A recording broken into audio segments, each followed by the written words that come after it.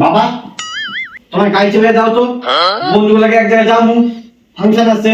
কেন আমার গাড়ি চাবি কেন? 10 লাখ টাকা গাড়ি লইয়ে গেলে বন্ধুদের সামনে আমার সম্মানটা আর কদরটা কতটা বাড়বে, বোঝো না?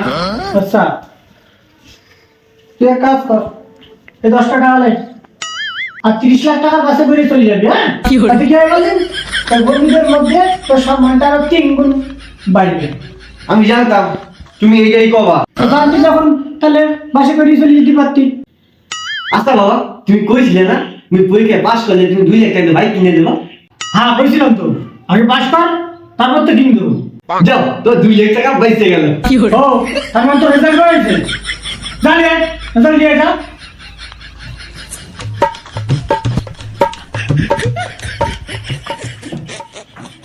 এই নাও বাবা।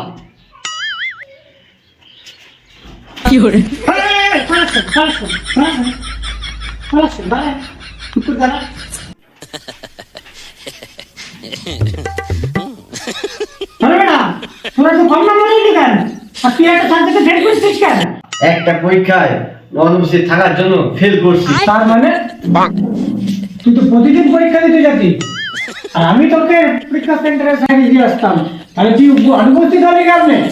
আমি অনুপস্থিত হই নাই, আমি যে স্কুলের পাশে ছেলেটা খাতাতে লিখতাম ওদিনকে ওই আই নাই, এর জন্য ওইদিকে যে পরীক্ষা ছিল ওই সাবজেক্টে আমি ফেল করছি।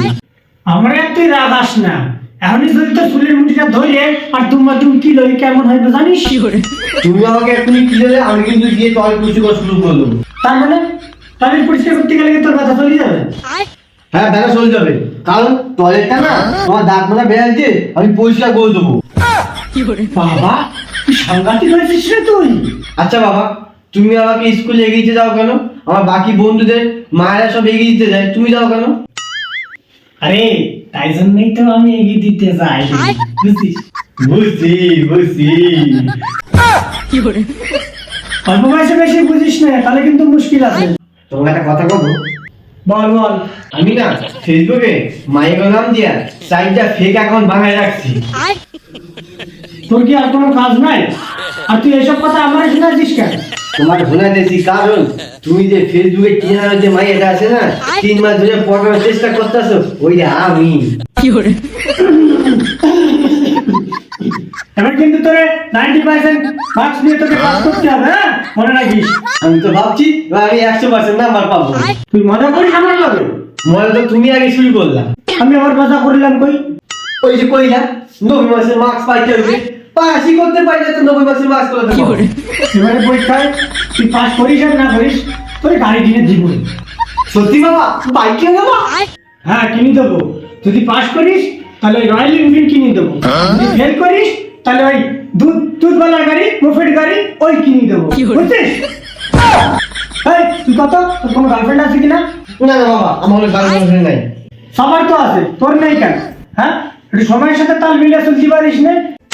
আসলে বাবা তোমার সামনে কইতে আমি ভয় পাইতেছিলাম, আমার না একটা গার্লফ্রেন্ড আছে।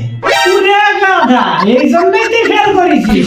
আমার লজ্জা ক্লাস চাপকে লাল করে দিবা না একদম তোরে।